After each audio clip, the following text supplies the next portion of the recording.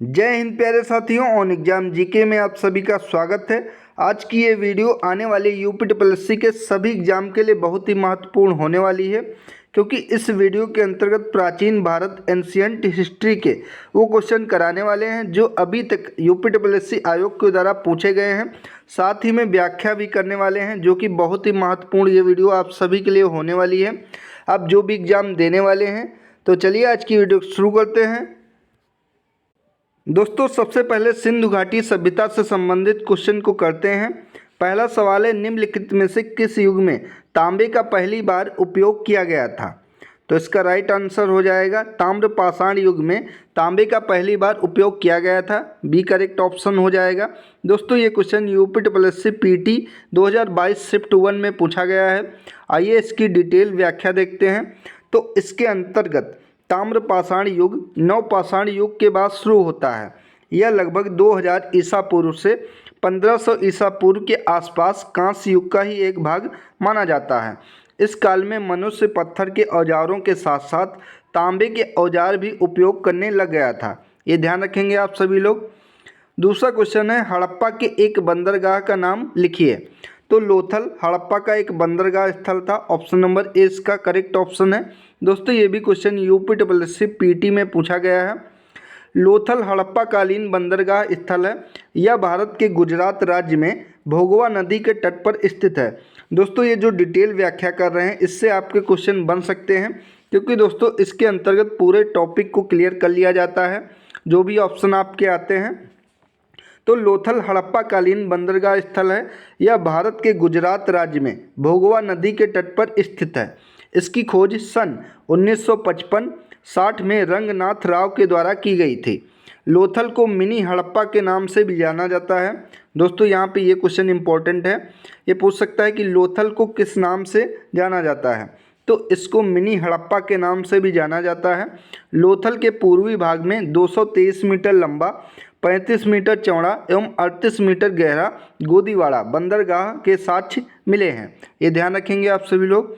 अगला है, हड़प्पा सभ्यता के दौरान डांसिंग गर्ल नर्तकी की कांस्य प्रतिमा बनाने के लिए किस तकनीक का इस्तेमाल किया गया था? तो कांस्य प्रतिमा यानी कि डांसिंग गर्ल बनाने के लिए मोम लोपी ढलाई कास्टिंग का उपयोग किया गया था। डी राइट आंसर हो जाएगा। ये भी यूपी पीटी में पूछा गया क्वेश्चन है। तो इसके अंतर्गत हड़प्पा सभ्यता के दौरान डांसिंग गर्ल नर्तकी की कांस्य प्रतिमा बनाने के लिए मोम लोपी ढलाई यानी कि लॉस्ट बैक्स कास्टिंग तकनीक का प्रयोग किया गया था। यह प्रसिद्ध मूर्ति मोहनजोदड़ो से प्राप्त हुई थी।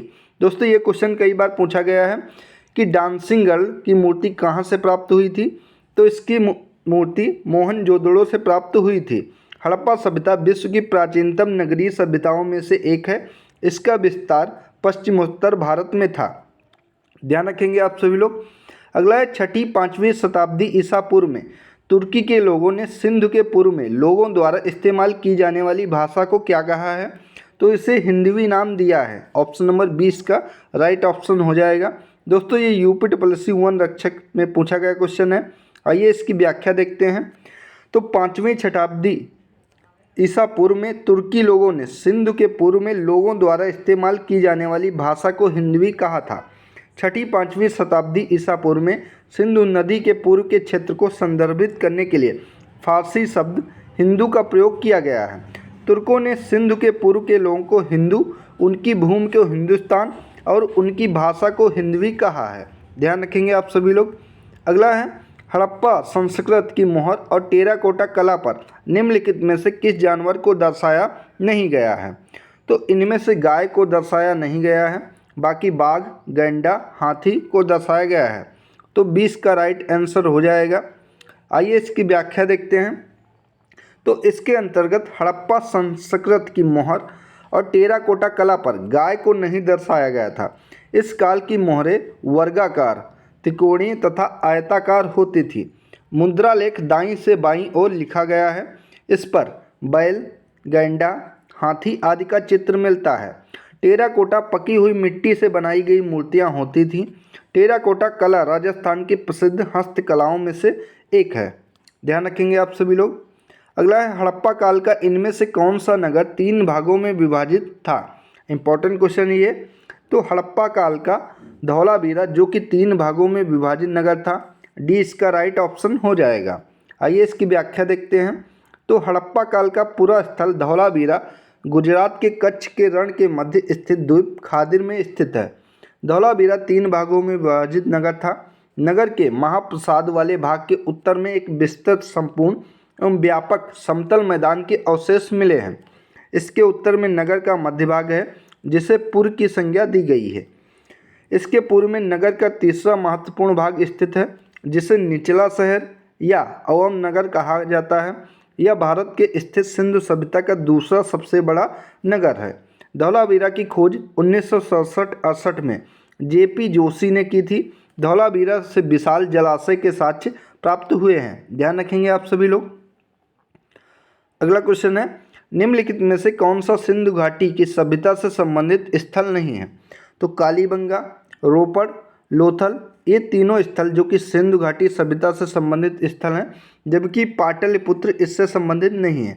तो सी इसका राइट आंसर हो जाएगा। लोथल से प्राप्त वस्तुएं युगल समाधि, पत्तन, घोड़े का अवशेष, धान की भूसी तथा वृत्ताकार अग्निवेदिका। रोपड़ से प्राप्त वस्तुएं तांबे की कुल्हाड़ी, मानव कंकाल के साथ कुत्ता, कालीबंगा से जुते हुए खेत, अग्निकुंड आदि के अवशेष प्राप्त हुए हैं। ध्यान रखेंगे दोस्तों, इससे क्वेश्चन बन सकता है आपका कि लोथल से प्राप्त वस्तुएं युगल समाधि है, पत्तन है, घोड़े के अवशेष हैं, धान की भूसी है तथा वृत्ताकार अग्निवेदिका है। ये चीज़ें लोथल से प्राप्त हुई हैं। वही रोपड़ के बारे में बात करें तो रोपड़ से तांबे की कुल्हाड़ी, मानव कंकाल के साथ कुत्ता, कालीबंगा की बात करें तो इससे जुते हुए खेत, अग्निकुंड आदि के अवशेष प्राप्त हुए हैं।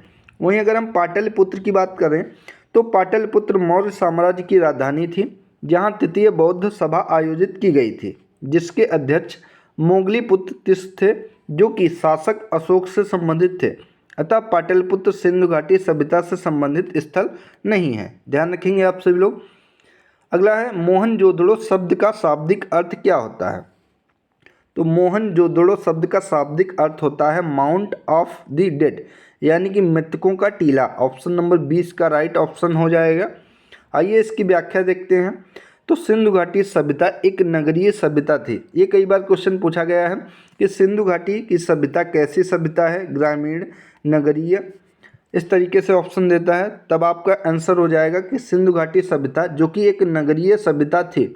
इसमें मोहनजोदड़ो सिंधु घाटी सभ्यता का एक प्रमुख नगर था। यह पाकिस्तान के सिंध प्रांत के लरकाना जिले में सिंधु नदी के दाहिने तट पर स्थित था। मोहनजोदड़ो शब्द का अभिप्राय यानी कि अर्थ है मृतकों का टीला, माउंट ऑफ द डेड होता है।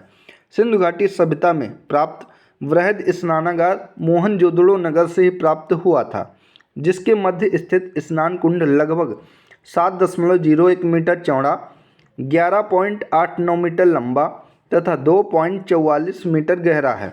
सिंधु घाटी सभ्यता की लिपि भाव चित्रात्मक है। यह लिपि दाएं से बाईं की ओर लिखी जाती थी। दोस्तों ध्यान रखेंगे कि सिंधु घाटी सभ्यता की जो लिपि है वो भाव चित्रात्मक है, यानी कि चित्र के द्वारा इसके भाव पढ़कर इसको समझा जाता है। और यह लिपि जो कि दाएं से बाएं की तरफ लिखी जाती है। ध्यान रखेंगे। अगला है, सिंधु घाटी सभ्यता के बारे में इनमें से कौन सा कथन सत्य है? सिंधु लोग कपास का उत्पादन करने वाले पहले थे। उन्होंने लकड़ी के बक्से में अनाज भंडारित किया। सिंधु घाटी सभ्यता पंजाब, सिंधु, बलूचिस्तान, गुजरात, राजस्थान और पश्चिम बंगाल के कुछ हिस्सों को कवर करती है। यह सिंधु लोग कुत्तों, बिल्लों और घोड़ों को बड़े पैमाने पर पालते थे। तो इसमें से पूछा है कि कौन सा कथन सत्य है? तो सिंधु लोग कपास का उत्पादन करने वाले पहले थे, ये कथन सही है। आइए इसकी डिटेल व्याख्या देखते हैं। तो इसके अंतर्गत मोहनजोदड़ो एक अन्य स्थलों पर पाए गए सूती वस्त्रों के रेशों से इस बात का पता चलता है कि कपास की खेती भी की जाती थी। इस सभ्यता के परिपक्वता के चरण से कम 2000 वर्ष पूर्व के मेहरगढ़ पुरा स्थल पर कपास के अवशेष प्राप्त हुए हैं। सर्वप्रथम यहीं के निवासियों ने कपास की खेती प्रारंभ किया था। ऐतिहासिक काल में मेसोपोटामिया में कपास के लिए सिंधु शब्द का प्रयोग किया जाने लगा तथा यूनानियों ने इसे सिंडन कहा, जो सिंधु का ही रूपांतर है। हड़प्पाई लोगों को कुल 9 फसल ज्ञात थी, जिनमें इन 9 फसलों में गेहूं की 3 किस्में थीं, जौ की 2 किस्में थीं, कपास खजूर, तरबूज, मटर, राई, सरसों और तिल था। सिंधु सभ्यता के लोग अनाज को रखने के लिए मिट्टी के बने बड़े बर्तनों का उपयोग करते थे, जबकि ऊपर दिया गया है कि अनाज को क्या लकड़ी के बक्से में भंडारित करते थे, जो कि गलत है। तो सिंधु सभ्यता के जो लोग थे वो अनाज को रखने के लिए मिट्टी के बने बड़े बर्तनों का प्रयोग करते थे। पश्चिम बंगाल में सिंधु घाटी सभ्यता के प्रमाण नहीं मिलते हैं। यद्यपि घोड़े का प्रमाण प्राप्त होता है, परंतु घोड़े को बड़े पैमाने पर पालने के प्रमाण नहीं मिलते हैं। इस प्रकार से इसका right answer option number A हो जाएगा कि ये कपास की खेती करने वाले सिंधु सभ्यता के लोग पहले थे। अगला क्वेश्चन है, हड़प्पा सभ्यता के एक हिस्से लोथल की खुदाई की खोज किसके द्वारा की गई है? तो लोथल की खुदाई की खोज जो कि SR राव के द्वारा की गई है, ध्यान रखेंगे। तो ऑप्शन नंबर सी इसका राइट आंसर हो जाएगा। ये वीडियो में क्वेश्चन पूछा गया है। आइए इसकी व्याख्या देखते हैं। तो लोथल सैंधव सभ्यता का एक प्रमुख स्थल है। लोथल का टीला अहमदाबाद गुजरात जिले से सरगवल नामक ग्राम में भोगवा नदी के तट पर स्थित है। ये कई बार क्वेश्चन पूछा है कि लोथल किस नदी के किनारे स्थित है, तब आपका आंसर हो जाएगा कि ये गुजरात में भोगवा नदी के किनारे स्थित है, ध्यान रखेंगे। 1955 तथा 1960 के मध्य SR राव के निर्देशन में वहाँ पर खुदाई की गई। यहाँ के नगर दो भागों में विभाजित थे, दुर्ग, गढ़ी तथा निचला नगर। संपूर्ण बस्ती एक ही प्राचीर से घिरी थी। लोथल से मनका बनाने का कारखाना, गोदीवाड़ा, धान के साक्ष्य, अग्निकुंड के साक्ष्य मिलते हैं। तो लोथल से कौन कौन से साक्ष्य मिलते हैं? मनका बनाने का कारखाना, गोदीवाड़ा, धान के साक्ष्य, अग्निकुंड के साक्ष्य मिले हैं, ध्यान रखेंगे आप सभी लोग। अगला क्वेश्चन है, सिंधु सभ्यता में घोड़े की अस्थियों का अवशेष कहाँ पर मिला है? तो घोड़े की अस्थियों के अवशेष जो कि सुरकोटदा से मिले हैं, ऑप्शन नंबर डी इसका राइट आंसर हो जाएगा। सुरकोटदा या सुरकोटदा गुजरात के कच्छ जिले में स्थित है। यहाँ से घोड़े की अस्थियाँ तथा एक कब्रगाह के अवशेष प्राप्त हुए हैं। सुरकोटदा से धान की एक नई विधि कलश संधान का उदाहरण प्राप्त हुआ है। लोथल से घोड़े की लघु मूर्तियों के अवशेष प्राप्त हुए हैं, ध्यान रखेंगे आप सब लोग। अब दोस्तों वैदिक सभ्यता, वैदिक सिविलाइजेशन के क्वेश्चन करते हैं। तो उपनयन समारोह से क्या तात्पर्य होता है? तो उपनयन समारोह से तात्पर्य होता है बच्चे को सूर्य, इसका कि बच्चे को पवित्र जनेऊ धारण कराया जाता है। ये हो जाएगा ऑप्शन नंबर सी इसका राइट आंसर हो जाएगा कि उपनयन समारोह का अर्थ होता है बच्चे को पवित्र जनेऊ धारण कराया जाता है। तो उपनयन संस्कार को यज्ञोपवीत संस्कार के नाम से भी जाना जाता है। इसमें बच्चे को पवित्र जनेऊ यज्ञोपवीत धारण कराया जाता है। इसमें 3 धागे होते हैं, जिसमें सत, रज एवं तम का प्रतीक माना जाता है। प्राचीन समय से आज के समय में इस संस्कार का स्वरूप बिल्कुल बदल चुका है। पहले इस संस्कार को शुद्धिकरण संस्कार के रूप में जानते थे, जिसके उपरांत शिष्य गुरु के साथ आश्रम में रहकर शिक्षा ग्रहण करते थे। इस संस्कार के उपरांत बालकों को द्विज कहा जाता था। पहले यह अनिवार्य नहीं था, परंतु कर्मकांडों में इसे अनिवार्य कर दिया गया तथा सामान्यतः विवाह पूर्व किया जाने लगा। ध्यान रखेंगे आप सभी लोग। अगला, सत्यमेव जयते महावाक्य कहाँ से लिया गया है? तो सत्यमेव जयते महावाक्य मुंडकोपनिषद से लिया गया है। ऑप्शन नंबर सी इसका करेक्ट ऑप्शन हो जाएगा। इसके अंतर्गत व्याख्या देखते हैं। तो सत्यमेव जयते मुंडकोपनिषद से लिया गया है। इसी उपनिषद में यज्ञ की तुलना टूटी नाव से की गई है। मुंडकोपनिषद अथर्ववेद से संबंधित है। सत्यमेव जयते भारत का आदर्श वाक्य है। सत्यमेव जयते उत्तर प्रदेश के वाराणसी स्थित सारनाथ में 250 ईस्वी पूर्व मौर्य सम्राट अशोक द्वारा बनवाए गए सिंह स्तंभ के शिखर पर अंकित है। इसका अर्थ होता है सत्य की सदैव विजय होती है। ध्यान रखेंगे आप सभी लोग। अगला है, वेदों के गद्य प्रकरण क्या कहलाते हैं? तो वेदों के गद्य प्रकरण ब्राह्मण कहलाते हैं। ऑप्शन नंबर 20 का राइट ऑप्शन हो जाएगा। इसके अंतर्गत वेदों के गद्य प्रकरण ब्राह्मण कहलाते हैं। वे वेदों के गद्य भाग हैं जिनके द्वारा वेदों को समझने में सहायता मिलती है। आरण्यक, तो आरण्यक शब्द का अर्थ वन में लिखा जाने वाला। इन्हें वन पुस्तक कहा जाता है। इन्हें जंगलों में रहने वाले सन्यासियों और छात्रों के द्वारा लिखा गया था। उपनिषद, तो उपनिषद शब्द ब्रह्म विद्या या आत्मविद्या का प्रकाशक है। उपनिषद शब्द 3 शब्द उपनिषद के संयोजन से बना है। उपनिकट नि श्रद्धा सद बैठना, अतः उपनिषद शब्द का अर्थ हुआ शिष्य का गुरु के निकट उपदेश प्राप्ति के लिए श्रद्धापूर्वक परमत्व का गूढ़ उपदेश सुनने के लिए बैठना। ये वेदों के अंतिम भाग हैं, इन्हें वेदांत भी कहा जाता है। ध्यान रखेंगे आप सभी लोग। अगला क्वेश्चन है, निम्नलिखित में से कौन सा ज्ञान के सिद्धांत पर बल देता है? तो ज्ञान के सिद्धांत पर बल देता है उपनिषद। डी इसका राइट ऑप्शन हो जाएगा। इसके अंतर्गत अगर व्याख्या देखें तो उपनिषद हिंदू धर्म का महत्वपूर्ण श्रुति ग्रंथ है। ये वैदिक वांग्मय के अभिन्न भाग हैं। इसमें परमेश्वर, परमात्मा, ब्रह्म और आत्मा के स्वभाव और संबंध का बहुत ही दार्शनिक और ज्ञानपूर्ण वर्णन किया गया है। दुनिया के कई दार्शनिक उपनिषद को सबसे अच्छा ज्ञान कोश मानते हैं। ये संस्कृत से जुड़े हैं। 17वीं शताब्दी में दारा शिकोह ने उपनिषदों का फारसी अनुवाद सिर-ए-अकबर नाम से किया है। ये इंपॉर्टेंट क्वेश्चन है कि उपनिषदों का फारसी अनुवाद किसके द्वारा करवाया गया था? तो ये दारा शिकोह के द्वारा करवाया गया था। और क्या उसके बाद नाम दिया गया था? तो उसे सिर-ए-अकबर नाम दिया गया था। ध्यान रखेंगे, उपनिषदों का जो फारसी अनुवाद करवाया गया था उसे सिर-ए-अकबर नाम दिया गया था।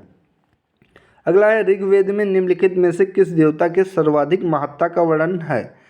तो ऋग्वेद में सबसे ज़्यादा इंद्रदेव की महत्ता का वर्णन है। ऑप्शन नंबर 20 का राइट आंसर हो जाएगा। ऋग्वेद प्राचीनतम वेद है। अगर आपसे पूछे कि सबसे प्राचीनतम वेद कौन सा है, तब आपका आंसर हो जाएगा कि ऋग्वेद, जो कि सबसे प्राचीन वेद है, जिसमें 10 मंडल, 1028 सूक्त एवं 10,580 ऋचाएँ हैं। ध्यान रखेंगे, ऋग्वेद के पढ़ने वाले ऋषियों को होता कहते हैं। इसमें सर्वाधिक वर्णन इंद्र का है। इंद्र के लिए 250 बार तथा अग्नि के लिए 200 बार ऋचाओं का प्रयोग किया गया है। इंद्र को वृत्तासुर हंता, पुरोहित, पुरंदर, सोमापा, मधवन आदि नामों से इसमें उद्घोषित किया गया है। अगला है, प्राचीनतम वेद कौन सा है? तो सबसे प्राचीनतम वेद ऋग्वेद हो जाएगा। ऑप्शन नंबर ए इसका करेक्ट आंसर है। अगर आपसे पूछे कि सबसे नया वेद कौन सा है, तो सबसे नया वेद जो कि अथर्ववेद है, ऑप्शन नंबर वी। तो इस क्वेश्चन का करेक्ट आंसर होगा ऋग्वेद। सबसे प्राचीनतम पूछा है। इसके अंतर्गत व्याख्या देखें तो ऋग्वेद आर्यों का सबसे प्राचीन ग्रंथ है। इसकी रचना संभवतः सप्त सैंधव प्रदेश में हुई। इसके वेदों का संकलन महर्षि कृष्ण द्वैपायन वेद व्यास ने किया है। ऋग्वेद के काल के संबंध में विद्वानों में मतभेद है। बाल गंगाधर तिलक वैदिक सभ्यता का आरंभ 6000 ईसा पूर्व मानते हैं, जबकि याकूबी 4500 ईसा पूर्व से 2500 ईसा पूर्व। मैक्स मूलर का मत है कि ऋग संहिताओं का काल 1200 ईसा पूर्व से 1000 ईसाओं पूर्व तक है। हालांकि ये क्वेश्चन पूछे नहीं जाते हैं, लेकिन फिर भी आप लोग ध्यान रखेंगे। अगला क्वेश्चन, निम्नलिखित में से किस भारतीय पुरातन ग्रंथ से अपराध और अपराधी का जिक्र आता है? तो ये अर्थशास्त्र, मनुस्मृति, न्याय मीमांसा, इन सभी से अपराध और अपराधी का जिक्र आता है। डी इसका राइट आंसर हो जाएगा। तो अर्थशास्त्र, मनुस्मृति, न्याय मीमांसा ग्रंथों में अपराध और अपराधी का जिक्र आता है। अर्थशास्त्र कौटिल्य द्वारा रचित ग्रंथ है, जिसमें राजा के कर्तव्य, विस्तृत कर प्रणाली तथा सामाजिक स्थिति पर प्रकाश डाला गया है। मनुस्मृति हिंदू धर्म का सबसे प्रधान ग्रंथ है। ऋग्वेद में मनु को मानव जाति का पिता कहा गया है। ध्यान रखेंगे आप सभी लोग। अगला, शतपथ ब्राह्मण और तैत्तिरीय ब्राह्मण के ब्राह्मण मूल पाठ हैं। तो ये यजुर्वेद के ब्राह्मण मूल पाठ हैं। यजुर्वेद के शतपथ ब्राह्मण और तैत्तिरीय ब्राह्मण मूल पाठ हैं। ध्यान रखेंगे आपसे लोग। वेद और उनके ब्राह्मण निम्नलिखित हैं। ऋग्वेद की बात करें तो ऋग्वेद के ऐतरेय ब्राह्मण और कौशिकी ब्राह्मण हैं, ये ऋग्वेद के हैं। वहीं शुक्ल यजुर्वेद के हैं शतपथ ब्राह्मण, कृष्ण यजुर्वेद के हैं तैत्तिरीय ब्राह्मण, सामवेद के हैं पंचविश ब्राह्मण, तांडव जैमिनीय, अथर्ववेद के हैं गोपथ ब्राह्मण। ये इंपॉर्टेंट है, इनको आप लोग ध्यान रखेंगे। या वीडियो पॉज करके एक बार स्क्रीनशॉट ले लीजिए और बार बार आप सुनने से ये याद हो जाएंगे। एग्जाम में पूछा जा सकता है कि ऋग्वेद के ऐतरेय ब्राह्मण और कौशिकी हैं, वहीं शुक्ल यजुर्वेद के शतपथ ब्राह्मण हैं, कृष्ण यजुर्वेद के तैत्तिरीय ब्राह्मण हैं। कभी कभी क्या करता है, शुक्ल और यजुर्वेद ना पूछकर सिर्फ पूछ लेता है कि यजुर्वेद के ब्राह्मण ग्रंथ कौन कौन से हैं, तो ऑप्शन में तैत्तिरीय या शतपथ दे देगा। इस प्रकार जो ऑप्शन में दिया रहेगा वो सही होगा। सामवेद के 25 ब्राह्मण जैमिनी, अथर्ववेद के गोपथ ब्राह्मण हैं, ध्यान रखेंगे। अगला है ऋग्वेद में निहित गायत्री मंत्र किस देवता को समर्पित है। वेरी वेरी इंपॉर्टेंट क्वेश्चन है ये। तो ऋग्वेद में निहित गायत्री मंत्र जो कि सावित्री देवी को समर्पित है, डी इसका राइट आंसर हो जाएगा। ऋग्वेद के तीसरे मंडल में निहित गायत्री मंत्र सावित्री देवता को समर्पित है। ये भी आपसे पूछा है कि ऋग्वेद गायत्री मंत्र कहाँ से लिया गया है, ये भी आपसे पूछ सकता है। तो गायत्री मंत्र ऋग्वेद के तीसरे मंडल से लिया गया है, ये आपका आंसर हो जाएगा। इस मंडल की रचना विश्वामित्र ने की थी। ऋग्वेद में कुल 10 मंडल हैं। ऋग्वेद के 2 से 7 तक के मंडल सबसे पुराने माने जाते हैं। जब सूर्य चमकने लगता है तब उसे सविता कहा जाता है। यह आकाश का देवता है। अगला है सर्वाधिक प्राचीन पुराण कौन सा है। तो सबसे ज़्यादा पुराना पुराण जो कि मत्स्य पुराण है, ऑप्शन नंबर ए इसका करेक्ट ऑप्शन हो जाएगा। इसके अंतर्गत व्याख्या देखें तो भारतीय ऐतिहासिक कथाओं का सबसे अच्छा क्रमबद्ध विवरण पुराणों से ही मिलता है। इनकी संख्या 18 है, यानी कि 18 पुराण है। पुराणों का शाब्दिक अर्थ होता है कि प्राचीन आख्यान एवं इनका संकलन महर्षि वेदव्यास ने किया है। यानी पुराणों का जो शाब्दिक अर्थ होता है वो प्राचीन आख्यान होता है, ध्यान रखेंगे। जिनमें से 5 मत्स्य, वायु, विष्णु, ब्रह्म, भागवत पुराण सबसे प्रमुख पुराण माने जाते हैं। पुराणों में मत्स्य पुराण सबसे प्राचीनतम एवं प्रमाणित है। पुराण संभवतः 3री या 4थी सदी में लिखे गए हैं, ये भी ध्यान रखेंगे। अगला है निम्न में से कौन सा उपवेद नहीं है। तो इनमें से धनुर्वेद, शास्त्र, आयुर्वेद ये तीनों उपवेद हैं, जबकि योग वेद उपवेद नहीं है। तो इसका डी राइट आंसर हो जाएगा। उपवेद वेद से संबंधित माने जाते हैं। उपवेदों की संख्या 4 है, जिसके अंतर्गत आयुर्वेद, गंधर्ववेद, धनुर्वेद व शिल्पवेद हैं, जबकि योग वेद उपवेद नहीं है। धनुर्वेद यजुर्वेद का उपवेद है, आयुर्वेद ऋग्वेद का उपयोग है, गंधर्ववेद सामवेद का उपवेद है तथा शिल्पवेद अथर्ववेद का उपवेद है। ध्यान रखेंगे, इंपॉर्टेंट क्वेश्चन नहीं है, पूछे जा सकते हैं। अगला है वैदिक देवता इंद्र किसके देवता हैं। हवा के, तूफान के, वर्षा व चक्रवात के या फिर अग्नि के। तो वैदिक देवता इंद्र जो कि वर्षा व चक्रवात के देवता हैं, सी करेक्ट ऑप्शन हो जाएगा। व्याख्या देखें तो इसके अंतर्गत ऋग्वैदिक लोग प्राकृतिक शक्तियों का मानवीकरण कर उसकी पूजा करते थे। देवों की पूजा की प्रधान विधि थी स्तुति पाठ करना एवं यज्ञ में बलि चढ़ाना। प्रारंभ में आर्यों के प्रमुख देवता वरुण थे, लेकिन ऋग्वेद के रचना काल तक इंद्र सर्व प्रमुख देवता हो गए। इंद्र युद्ध का देवता, दुर्गों को तोड़ने वाला पुरंदर कहा गया तथा वर्षा व चक्रवात के देवता माने जाते हैं। ऋग्वेद में इंद्र के लिए 250 बार यानी कि 250 ऋचाओं की रचना की गई है। ये अभी पिछली बार क्वेश्चन किया है कि सबसे ज़्यादा ऋग्वेद में किस देवता का नाम आया है। तो इंद्र, जिनका नाम 250 बार आया है, ध्यान रखेंगे। अगला टॉपिक है महाजनपद काल। तो महाजनपद काल के अंतर्गत पूछा गया था राजा बिंबिसार के दरबार में उस प्रसिद्ध चिकित्सक का क्या नाम है जो भगवान बुद्ध के निजी चिकित्सक थे। तो भगवान बुद्ध के निजी चिकित्सक जो कि जीवक थे, option number C correct option है। इसके अंतर्गत व्याख्या देखो तो बिंबिसार हर्यक वंश का संस्थापक था, वह बौद्ध धर्म का अनुयायी था। इसके दरबार में प्रसिद्ध चिकित्सक जीवक रहते थे, जिन्हें भगवान बुद्ध का निजी चिकित्सक के रूप में उनकी सेवा के लिए भेजा गया था। अजातशत्रु पूर्वी भारत में मगध के हर्यक वंश का एक राजा था, वह बिंबिसार का पुत्र था। तो बिंबिसार का पुत्र कौन था। तो अजातशत्रु जो कि बिंबिसार का पुत्र था। अगला टॉपिक है जैन एवं बौद्ध धर्म। ये इंपॉर्टेंट टॉपिक है। तो जैन धर्म का सबसे महत्वपूर्ण मौलिक सिद्धांत क्या है। तो ये अहिंसा जो कि जैन धर्म का सबसे महत्वपूर्ण मौलिक सिद्धांत है। ये यूपीएससी पीटी में पूछा गया क्वेश्चन है पिछली बार। तो इसके अंतर्गत व्याख्या देखें तो अहिंसा जैन धर्म के 5 सिद्धांतों में सबसे मौलिक सिद्धांत है। भगवान महावीर ने भी अहिंसा को प्रमुख स्थान दिया है। अहिंसा परमो धर्मा। जैन धर्म के 5 सिद्धांत कौन कौन से हैं। तो 5 सिद्धांत हैं अहिंसा, सत्य, अस्तेय, अपरिग्रह एवं ब्रह्मचर्य। ब्रह्मचर्य जो है वो महावीर स्वामी के द्वारा जोड़ा गया है, बाकी इससे पहले 4 थे। तो इनका अर्थ क्या होता है? तो अहिंसा का अर्थ होता है जीवों को चोट ना पहुंचाना। सत्य का अर्थ होता है झूठ ना बोलना। अस्तेय का होता है अर्थ चोरी ना करना। अपरिग्रह का अर्थ होता है संपत्ति का संचय ना करना।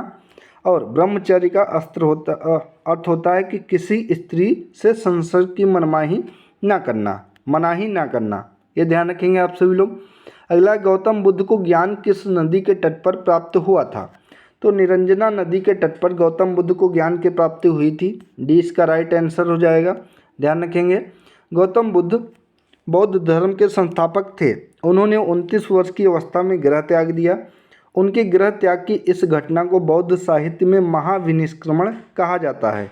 ये कभी कभी पूछ लेता है कि गौतम बुद्ध ने जब गृह त्याग किया था तो उस घटना को बौद्ध साहित्य में किस नाम से जाना जाता है? तो इसे महाविनिष्क्रमण कहा गया है। उन्हें बोध गया में एक पीपल वृक्ष के नीचे निरंजना नदी के तट पर वैशाख पूर्णिमा के दिन ही ज्ञान की प्राप्ति हुई थी, ध्यान रखेंगे ये। अगला है, गौतम बुद्ध ने सारनाथ में अपना पहला उपदेश किस मुद्रा में दिया था? तो धम्म चक्र प्रवर्तन मुद्रा में गौतम बुद्ध ने सारनाथ में अपना पहला उपदेश दिया था। ऑप्शन नंबर 20 का राइट आंसर हो जाएगा। कभी कभी पूछता है कि गौतम बुद्ध के द्वारा पहला उपदेश कहाँ किस स्थान पर दिया गया था? तो सारनाथ में पहला उपदेश दिया गया था, ध्यान रखेंगे। गौतम बुद्ध ने सारनाथ में अपना पहला उपदेश धम्म चक्र प्रवर्तन मुद्रा में दिया था। बौद्ध धर्म के प्रवर्तक गौतम बुद्ध का जन्म 563 ईसा पूर्व कपिलवस्तु के समीप लुम्बिनी, आधुनिक जो कि लुम्बिनी अब नेपाल में है, हुआ था। इनके पिता का नाम सुधोधन जो कि कपिलवस्तु के शाक्य गण के प्रधान थे तथा माता महामाया कोलीय गणराज्य की कन्या थी। इनके बचपन का नाम सिद्धार्थ था। सांसारिक दुखों से व्यथित होकर सिद्धार्थ ने 29 वर्ष की अवस्था में ही घर का त्याग कर दिया था, जिसे बौद्ध धर्म ग्रंथों में महाविनिष्क्रमण कहा गया है। तो गृह त्याग को बौद्ध धर्म में महाविनिष्क्रमण नाम दिया गया है, ये भी ध्यान रखेंगे। अगला है, निम्नलिखित में से किस स्थान पर प्रथम बौद्ध संगीत का आयोजन किया गया था? तो प्रथम बौद्ध संगीत का आयोजन जो कि राजगीर में किया गया था। Option number C correct option हो जाएगा। अगर दूसरी का आपसे पूछे, तीसरी और चौथी का, तो दूसरी का जो कि हो जाएगा आपका वैशाली में, तीसरी वहीं पूछे तो तीसरी का हो जाएगा पाटलिपुत्र में, और चौथी कुंडलवन कश्मीर में हुई थी। पहली जो कि राजगृह में हुई थी। प्रथम बौद्ध संगीत का आयोजन 483 ईसा पूर्व राजगृह में हुआ था। यह संगीत मगध सम्राट अजातशत्रु के काल में हुई थी। इसकी अध्यक्षता महाकश्यप ने की थी। द्वितीय बौद्ध संगीत वैशाली में, तृतीय बौद्ध संगीत पाटलिपुत्र में, जो चौथी बौद्ध संगीत कुंडलवन कश्मीर में हुई थी। अन्य 3 बौद्ध संगीतियों का आयोजन निम्न है।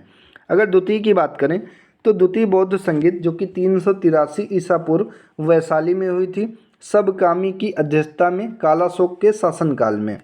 तृतीय बौद्ध संगीत जो कि 250-251 ईसा पूर्व पाटलिपुत्र में मोंगलीपुत्र तीस अध्यक्ष थे तथा अशोक का शासनकाल था। चौथी बुद्ध संगीत जो कि प्रथम शताब्दी में हुई थी, कुंडलवन कश्मीर में हुई थी। इसके अध्यक्ष वासुमित्र थे, वह कनिष्क के शासनकाल में हुई थी। ये आप लोग ध्यान रखेंगे, बहुत इंपॉर्टेंट है। हर एक एग्जाम में इससे 1 या 2 प्रश्न जरूर पूछे जाते हैं गौतम बुद्ध व जैन धर्म से। अगला है, 6ठी शताब्दी ईसा पूर्व में जैन और बौद्ध ग्रंथों में कितने महाजनपदों का उल्लेख किया गया है? तो 16 महाजनपदों का उल्लेख किया गया है। 6ठी शताब्दी ईसा पूर्व में जैन और बौद्ध ग्रंथों में 16 महाजनपदों का उल्लेख किया गया है। बौद्ध ग्रंथ अंगुत्तर निकाय और जैन ग्रंथ भगवती सूत्र में 16 महाजनपदों का उल्लेख किया गया है। यहाँ से 2 क्वेश्चन आपके बन सकते हैं। आपसे पूछ सकता है कि बौद्ध धर्म के अनुसार 16 महाजनपदों का उल्लेख किस में मिलता है? तब आपका आंसर हो जाएगा अंगुत्तर निकाय में। वहीं अगर आपसे पूछे कि जैन धर्म के अनुसार 16 महाजनपदों का उल्लेख किससे मिलता है? तब आपका आंसर हो जाएगा भगवती सूत्र से मिलता है, ध्यान रखेंगे आप सभी लोग। अगला है, भगवान बुद्ध की 200 फीट ऊंची कांस्य प्रतिमा स्थापित करने का निर्णय कहाँ पर लिया गया? तो ये कुशीनगर में किया गया है, एक करेक्ट आंसर है।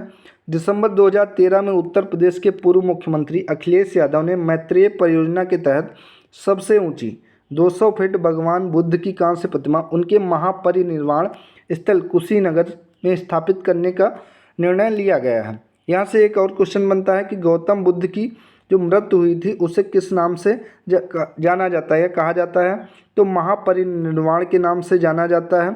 और गौतम बुद्ध की मृत्यु जो कि कुशीनगर में हुई थी, ये भी ध्यान रखेंगे। इस प्रोजेक्ट का पुनर्संचालन वर्ष 2019 में शुरू कर दिया गया है। अगला है, बुद्ध को महापरिनिर्वाण कहाँ पर प्राप्त हुआ था, तो ये कुशीनगर में प्राप्त हुआ था। गौतम बुद्ध बौद्ध धर्म के प्रवर्तक थे। इनके जीवन में घटित घटनाओं से संबंधित स्थल निम्नवत हैं, ये इंपॉर्टेंट है। जन्म इनका लुम्बिनी नेपाल में 563 ईसा पूर्व में हुआ था। गृह त्याग महाविनिष्क्रमण जिसे कहा जाता है 534 ईसा पूर्व में हुआ था। 29 वर्ष की अवस्था में इन्होंने गृह त्याग दिया था। ज्ञान की प्राप्ति इनको बोध गया बिहार में हुई थी। वो मृत्यु इनकी जिन्हें महापरिनिर्वाण कहा जाता है कुशीनगर 483 में हुई थी, ये ध्यान रखेंगे आप सभी लोग।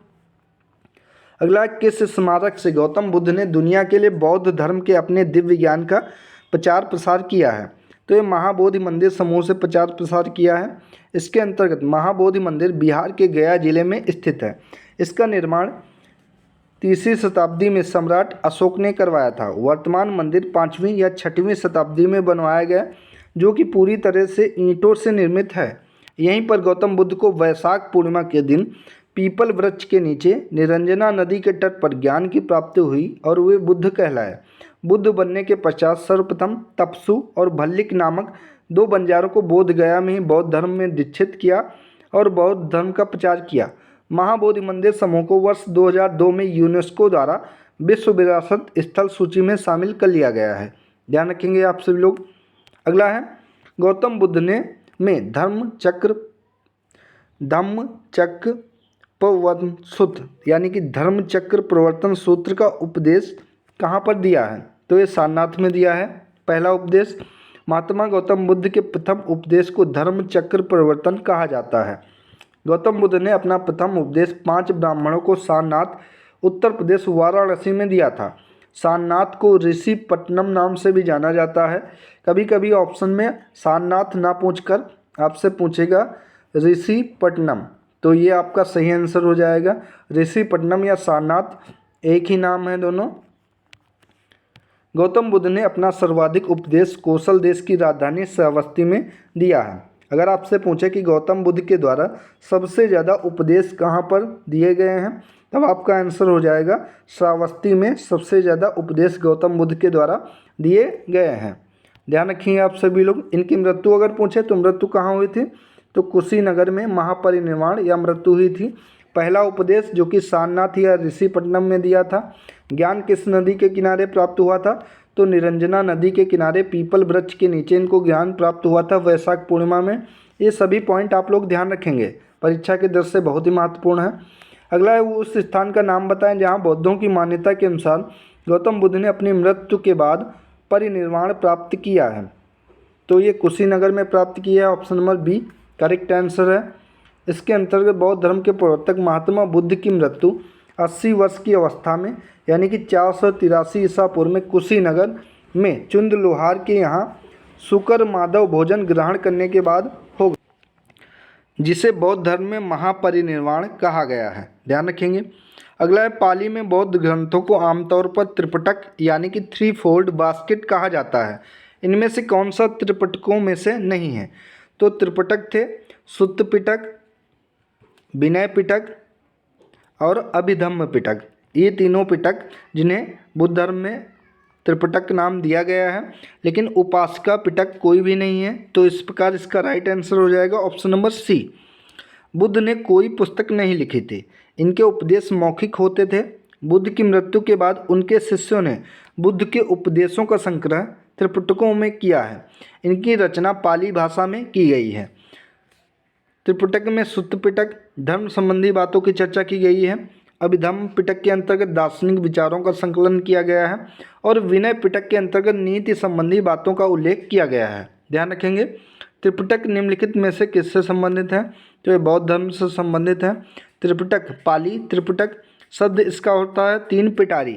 बौद्ध धर्म का प्रमुख ग्रंथ है जिसे सभी बौद्ध संप्रदाय महायान थेरवाद, वज्रयान मूल सर्वातिवाद आदि मानते हैं।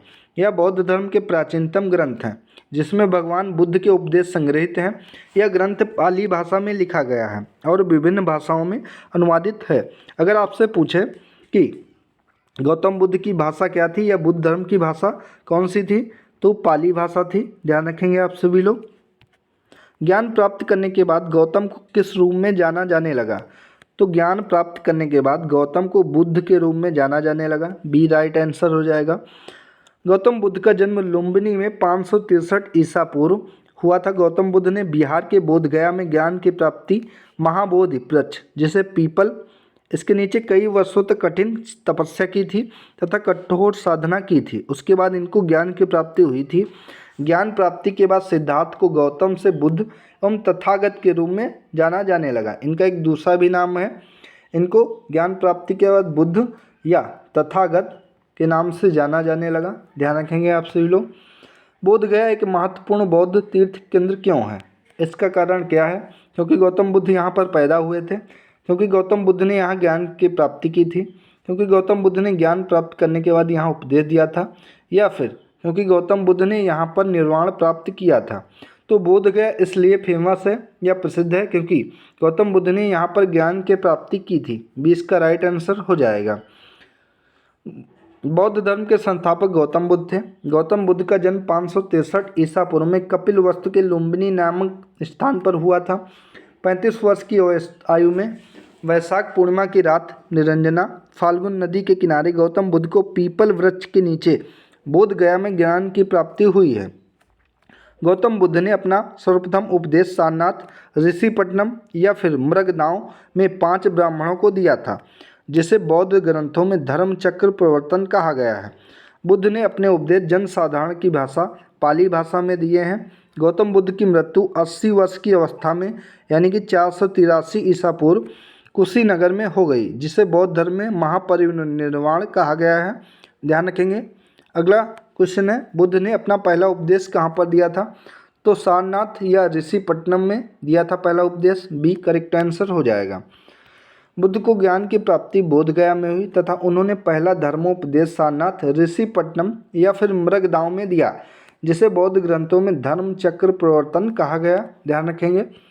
अगला है, बौद्धों के लिए उत्तर प्रदेश में स्थित सारनाथ क्यों बहुत महत्वपूर्ण है? भगवान बुद्ध ने सारनाथ में ज्ञान की प्राप्ति की थी। गलत। भगवान बुद्ध का जन्म सारनाथ में हुआ था। ये भी गलत। भगवान बुद्ध का सारनाथ में महापरिनिर्वाण देहांत हुआ था। ये भी गलत। तो सही हो जाएगा इसका ऑप्शन नंबर डी। ज्ञान प्राप्त करने के बाद भगवान बुद्ध ने सारनाथ में अपना पहला उपदेश दिया था।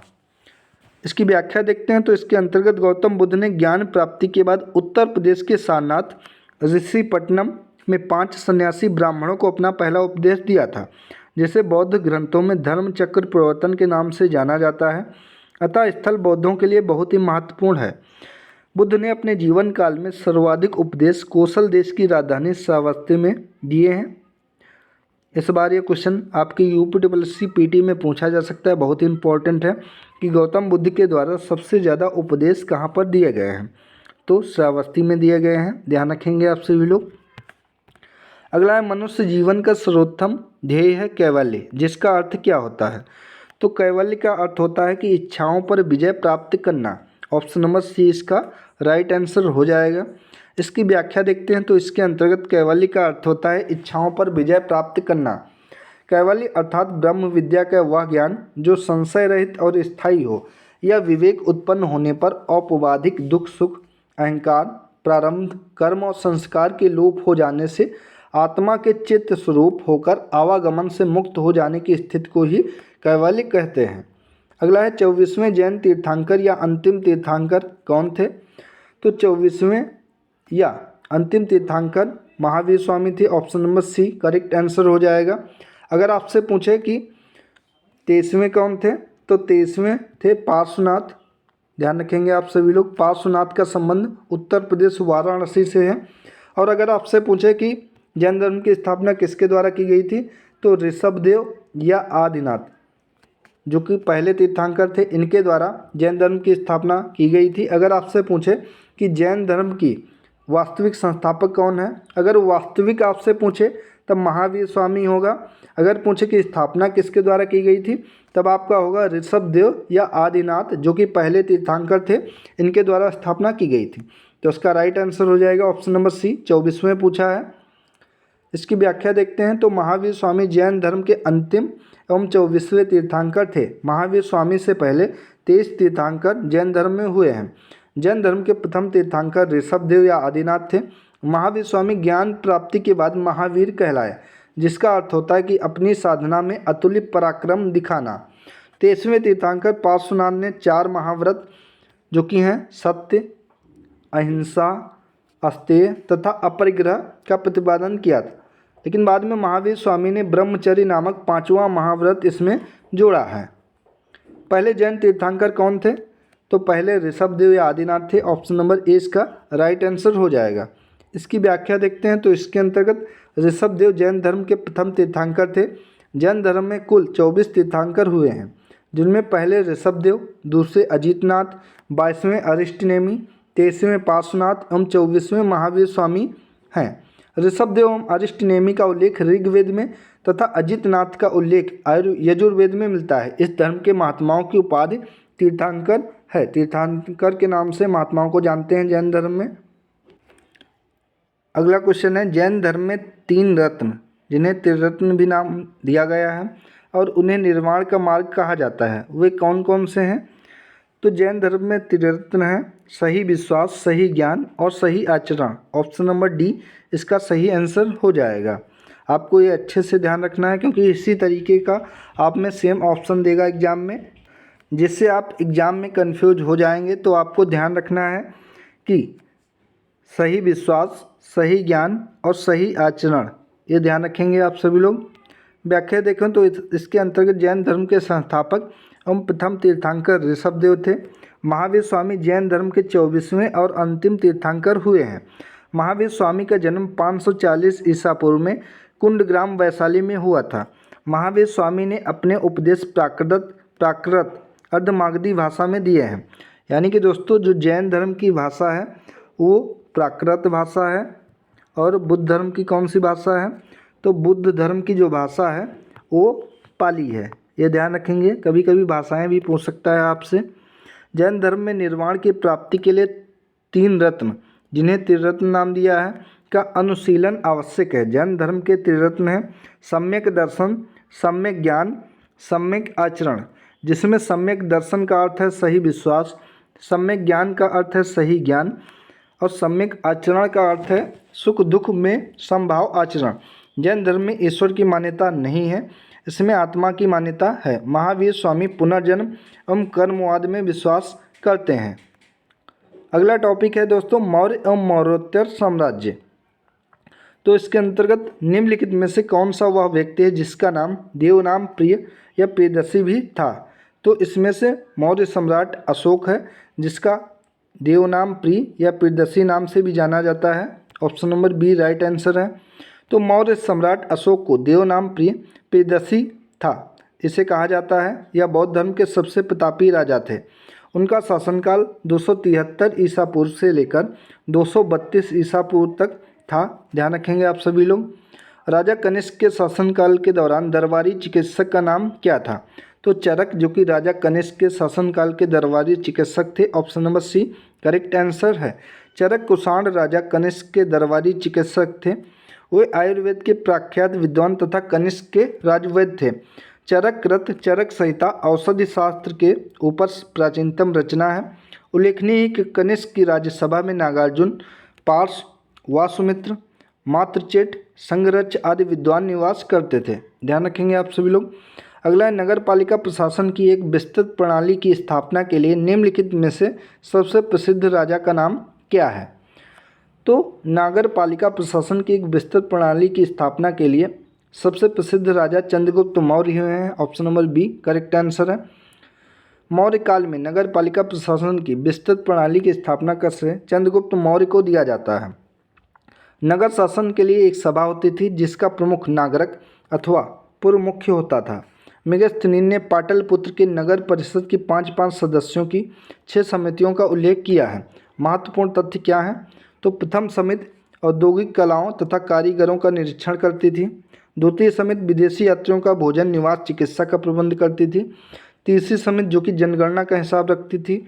चौथी समिति नगर के व्यापार वाणिज्य की देखरेख करती थी। पांचवी समिति जो कि उद्योग समिति थी, जो वस्तुओं में मिलावट को रोकती थी। छठी समिति जो कि कर समिति थी, जिसका काम क्रय विक्रय की वस्तुओं पर कर वसूल करना था। अगला क्वेश्चन है, कनिष्क के शासनकाल के दौरान निम्नलिखित में से कौन सी बौद्ध संगीत आयोजित की गई थी? तो इसमें चौथी बौद्ध संगीत जो कि कनिष्क के शासनकाल के दौरान आयोजित की गई थी। सी करेक्ट आंसर है। कनिष्क के शासनकाल के दौरान कश्मीर के कुंडलवन नामक स्थान पर बौद्ध धर्म की चतुर्थ संगीत का आयोजन किया गया था। इसके अध्यक्ष प्रसिद्ध बौद्ध विद्वान वासुमित्र ने की थी तथा अश्वघोष इसके उपाध्यक्ष बनाए गए थे। इस संगीत में बौद्ध त्रिपिटकों के प्रमाणिक पाठ तैयार हुए तथा विभाषा शास्त्र आदि बौद्ध ग्रंथों का संकलन किया गया। इस आयोजन में लगभग 500 विद्वान भिक्षुओं ने भाग लिया था। उल्लेखनीय है कि कनिष्क के समय में ही बौद्ध धर्म स्पष्ट संप्रदायों यानी कि 2 संप्रदायों में विभक्त हो गया था, जिसमें एक हीनयान शाखा थी और दूसरी महायान शाखा थी। ध्यान रखेंगे ये भी। मौर्यकालीन भारत के विवरण वाली इंडिका के लेखक कौन थे? तो इंडिका की रचना मेगास्थनीज के द्वारा की गई थी। मौर्यकालीन भारत के विवरण वाली इंडिका के लेखक मेगास्थनीज थे। इस पुस्तक में चंद्रगुप्त मौर्य के समय के प्रशासन के बारे में उल्लेख किया गया है। विदेशी यात्री हैं, विदेशी यात्रियों से कुछ क्वेश्चन पूछे जा सकते हैं, जिसमें उनकी रचनाएं और पूछा जा सकता है कि किसके शासनकाल में आए थे। तो ये आप लोग ध्यान रखेंगे। तो सबसे पहले मेगास्थनीज की बात करते हैं। तो मेगास्थनीज जो कि 304 से 299 ईसा पूर्व भारत की यात्रा की थी और इस समय चंद्रगुप्त मौर्य का शासनकाल था। इनकी रचना इंडिका है मेगास्थनीज की। फाहियान की बात करें तो फाहियान 399 से लेकर 414 ईस्वी तक भारत की यात्रा की थी, जो कि चंद्रगुप्त विक्रमादित्य के समय आए थे। इनकी रचना है फो क्यू की, इम्पोर्टेंट है ये। तीसरे ह्वेनसांग, इन्होंने हर्षवर्धन के समय यात्रा की थी भारत की। टाइम पीरियड की बात करें तो 629 से लेकर 645 तक आए थे। इनकी रचना है सी यू की। दोस्तों पिछली बार पेट से इसी से क्वेश्चन आया था। ये तीनों विदेशी यात्री दे दिए गए थे और लिखा था इनके शासनकाल के अनुसार इनको क्रम में व्यवस्थित करो। तो इस प्रकार से 309 सबसे पहले आए हैं आपके मेगास्थनीज, उसके बाद फाहियान और ह्वेनसांग आए हैं। अगला है चरक संहिता का संबंध किससे है? तो चरक संहिता का संबंध चिकित्सा क्षेत्र से है।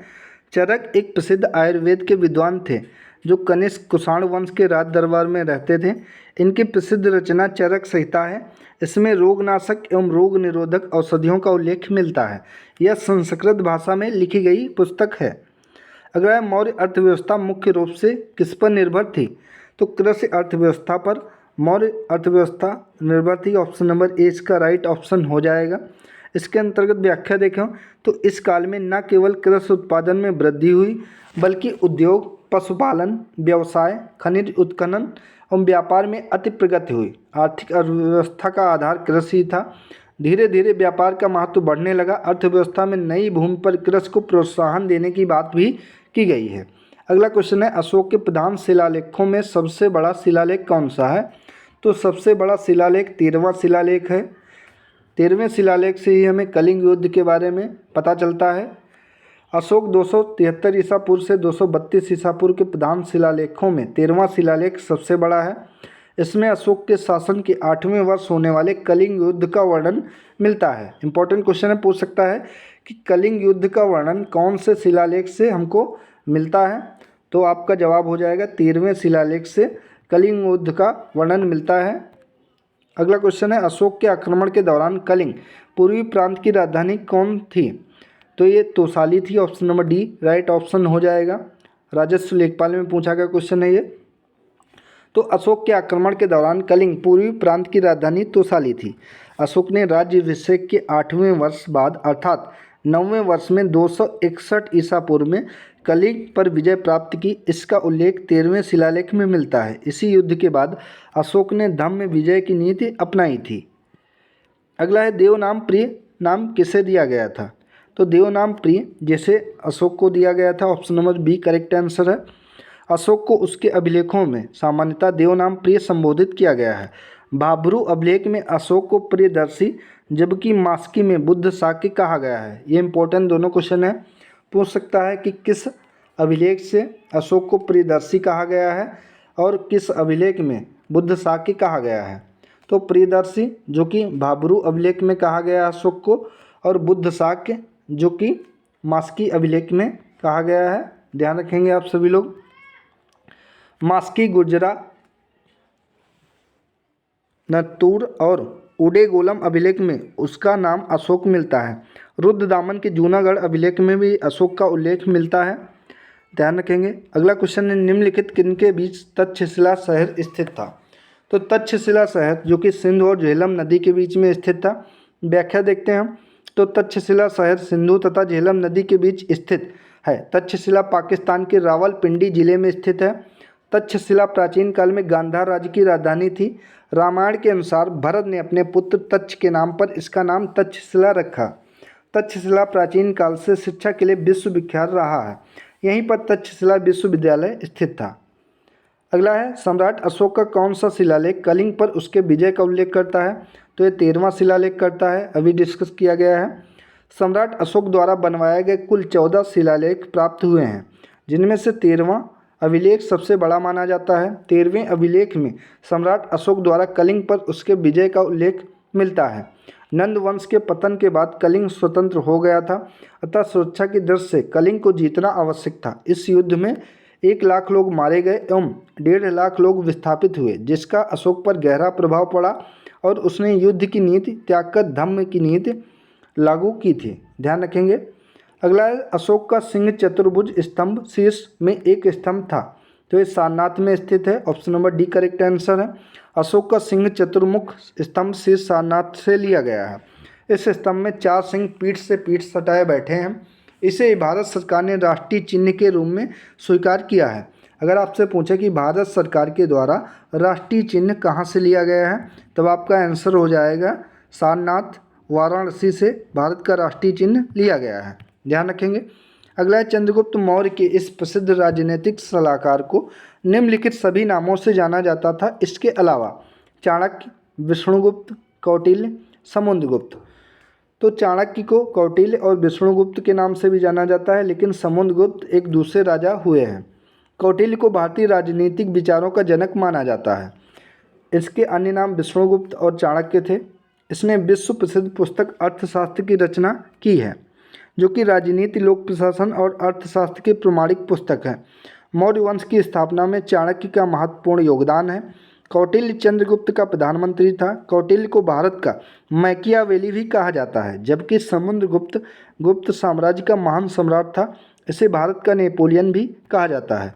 अगर आपसे पूछे कि भारत का नेपोलियन किस शासक को कहा जाता है, तो भारत का नेपोलियन जो कि समुद्रगुप्त को कहा जाता है, जो कि गुप्त वंश के एक महान शासक हुए हैं। ध्यान रखेंगे। अशोक के कौन से शिलालेख में ब्राह्मी लिपि का प्रयोग नहीं किया गया है। तो शाहबाजगढ़ी में ब्राह्मी लिपि का प्रयोग नहीं किया गया है। व्याख्या देखें।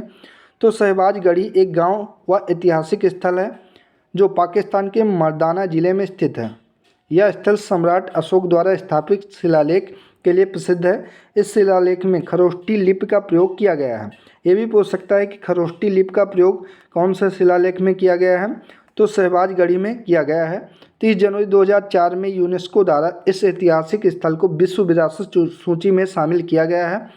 अशोक के सभी अभिलेखों की भाषा प्राकृत है। लघु शिलालेख, स्तंभ शिलालेख एवं गुहा लिपि की लिपि ब्राह्मी है, जबकि वर्तमान भारत में बाहर पाए गए कुछ शिलालेखों की लिपियाँ भिन्न हैं। यथा शाहबाजगढ़ी एवं मानसेहरा अभिलेख में खरोष्टी लिपि है। तक्षशिला अभिलेख में अरमाइकी लिपि है। सरेकुना कंधार अभिलेख में यूनानी एवं अरमाइकी लिपि है।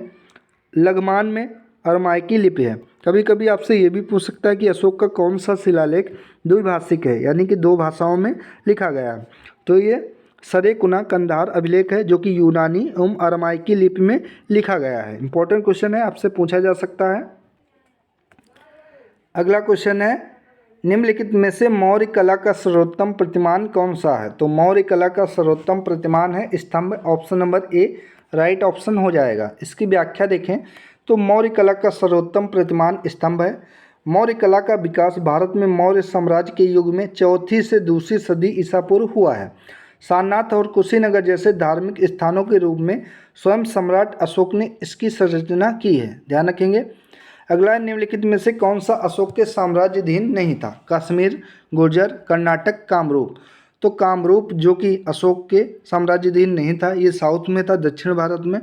इसकी व्याख्या देखें तो कर्नाटक के मास्की अभिलेख तथा दतिया जिला की गुर्जरा अभिलेख से ज्ञात होता है कि अशोक का साम्राज्य कर्नाटक तथा गुर्जरा तक विस्तृत था। अशोक का कश्मीर पर भी अधिकार था। कल्लड़ की राज्य तरंगणी के अनुसार उसने यहाँ पर श्रीनगर को बसाया। गुर्जर शासन का उज्जैन क्षेत्र में भी अशोक के अधीन रहा है। कामरूप असम का पुराना नाम है, यह अशोक के साम्राज्याधीन नहीं था। कामरूप असम का पुराना नाम है, लेकिन यह जो कि अशोक के साम्राज्याधीन नहीं था। तो ऑप्शन नंबर डी इसका राइट ऑप्शन हो जाएगा, कामरूप जो कि असम का पुराना नाम है, यह असम अशोक के अधीन नहीं था। बृहत सांची स्तूप किस काल से संबंधित है? तो option number D correct answer है, मौर्य काल से सांची स्तूप का संबंध है। बृहत सांची स्तूप का निर्माण सम्राट अशोक ने करवाया था। इसका निर्माण 3वीं शताब्दी ईसा पूर्व में हुआ था। सांची मध्य प्रदेश की राजधानी भोपाल के निकट रायसेन जिले में स्थित है, ये भी ध्यान रखेंगे। योग दर्शन के प्रवर्तक कौन थे? तो योग दर्शन के प्रवर्तक महर्षि पतंजलि थे। Option number C correct answer है। इसकी व्याख्या देखें तो योग दर्शन के प्रवर्तक महर्षि पतंजलि थे। इनका जन्म गोनिया में हुआ था। माना जाता है कि वे व्याकरणाचार्य पाणिनि के शिष्य थे। भारतीय दर्शन साहित्य में महर्षि पतंजलि के लिखे हुए 3 ग्रंथ मिलते हैं, जिनमें पहला है योग सूत्र, दूसरा है महाभाष्य, तीसरा है आयुर्वेद पर ग्रंथ। ध्यान रखेंगे। अगला क्वेश्चन है, दी गई जानकारी से राजवंश की पहचान करें। तो पुष्यमित्र ने इस वंश की स्थापना की। उनके प्रभुत्व दक्षिण में नर्मदा नदी तक फैले थे और पाटलिपुत्र, अयोध्या और विदिशा के शहर सम्मिलित थे। उन्होंने 2 अश्वमेध बलिदान किए। उन्होंने वैक्ट्रियन राजा डेमेट्रियस को भी हराया। राजवंश का 5वां राजा भागभद्र था। पतंजलि का गौरव ग्रंथ महाभाष्य इस समय के दौरान लिखा गया था। तो ये शुंग राजवंश की स्थापना, जिसकी स्थापना पुष्यमित्र शुंग के द्वारा की गई थी। ध्यान रखेंगे। Option number D correct answer है। तो मौर्य वंश के अंतिम राजा वृहद्रथ को उसके सेनापति पुष्यमित्र ने मारकर शुंग राजवंश की स्थापना की थी।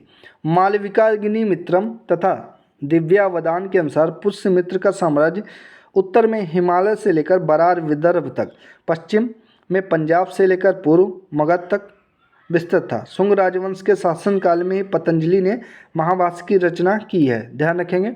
अगला है, प्राचीन भारत के महान व्याकरणविद पतंजलि किसके समकालीन थे?